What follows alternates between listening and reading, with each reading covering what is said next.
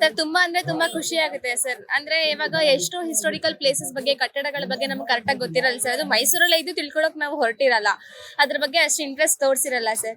ಇದೊಂದು ಎಷ್ಟು memorable place ಆಗಿ ಹಾಗೂ ಮೆಮೊರಬಲ್ ಇನ್ಫಾರ್ಮೇಶನ್ ಆಗಿ ಉಳ್ಕೊಳ್ಳುತ್ತೆ ಅಂದ್ರೆ ಸರ್, ಯಾಕಂತಂದ್ರೆ ನಾವು ಅಷ್ಟು ಕರೆಕ್ಟ್ ಆಗಿ ತಿಳ್ಕೊಂಡಿರಲ್ಲ. ಬಟ್ ಇವರು ಒಂದು ನಡಿಗೆ, ಒಂದು ಪಾರಂಪರಿಕ ನಡಿಗೆ ಹೆರಿಟೇಜ್ ವಾಕ್ ಅಂತ ಹೇಳಿ ಕರ್ಕೊಂಡು ಬಂದು ಎಲ್ಲ ಕಾಲೇಜಿಂದ ಎಲ್ಲ ಎಷ್ಟೋ ವರ್ಕರ್ಸ್ ಎಲ್ಲ ಮಿಕ್ಸ್ ಆಗಿ ಬಂದು ಸೇರ್ಕೊಂಡು ಒಬ್ರು ನಿಂತು ಇನ್ಫಾರ್ಮೇಶನ್ ಹೇಳ್ತಾರೆ ಅಂದ್ರೆ ಸರ್, ಅದು ತುಂಬಾ ಯೂಸ್ಫುಲ್ ಇರುತ್ತೆ ಸರ್. ಮೇನ್ಲಿ ಸ್ಟೂಡೆಂಟ್ಸ್ ಕೂಡ ತುಂಬಾ ಯೂಸ್ಫುಲ್ ಆಗುತ್ತೆ ಸರ್. ಜಸ್ಟ್ ನಾವು ಬಂದು ಇಲ್ಲಿ ಪ್ಲೇಸಸ್ ನೋಡ್ಬಿಟ್ಟು ಚೆನ್ನಾಗಿದೆ ಅಲ್ವಾ ಅನ್ಕೊಂಡು ಸೆಲ್ಫಿ ಫೋಟೋ ತಗೊಂಡು ಇನ್ಸ್ಟಾಗ್ರಾಮ್ ಅಲ್ಲಿ ಪೋಸ್ಟ್ ಅದಷ್ಟೇ ಮಾಡ್ತಿದ್ವಿ.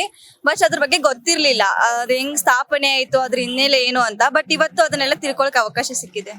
ಯುವಕರು ಯುವತಿಯರು ಅಂದ್ರೆ ಬರೀ ಯುವ ದಸರಾ ಸಂಭ್ರಮದಲ್ಲೇ ಬಿಸಿ ಆಗ್ತಾರೆ. ಬಟ್ ನೀವು ಪಾರಂಪರಿಕ ನಡಿಗೆ ಬಂದಿದ್ದೀರಾ, ಏನ್ ಅನ್ಸುತ್ತೆ? ತುಂಬಾ ಖುಷಿ ಆಗ್ತಿದೆ, ಯಾಕೆಂದ್ರೆ ಅದಷ್ಟು ಮನೋರಂಜನೆ ಮಾತ್ರ ಅಲ್ಲ, ನಮ್ಮ ಸಂಸ್ಕೃತಿ ಆಗಿರ್ಬೋದು ಎಲ್ಲ ನಾವು ತಿಳ್ಕೊಳ್ಳೋದು ಇದಾಗಿರುತ್ತೆ. ನಮ್ಮ ಮೈಸೂರಲ್ಲಿ ಇದ್ದು ಹಿಸ್ಟಾರಿಕಲ್ ಪ್ಲೇಸಸ್ ಬಗ್ಗೆ, ಕಟ್ಟಡಗಳ ಬಗ್ಗೆ ಹೇಗ್ ಶುರುವಾಯ್ತು, ಅದನ್ನ ಯಾರು ಮಾಡಿದ್ರು, ಅದ್ರ ಹಿನ್ನೆಲೆಗಳನ್ನ, ಇತಿಹಾಸಗಳನ್ನ ತಿಳ್ಕೊಬೇಕಾಗಿರೋದು ನಮ್ಮ ಕರ್ತವ್ಯ ಆಗಿರುತ್ತೆ.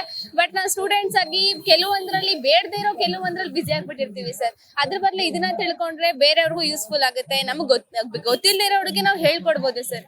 ಇದ್ರ ಬಗ್ಗೆ ತುಂಬಾ ಖುಷಿ ಇದೆ ಸರ್.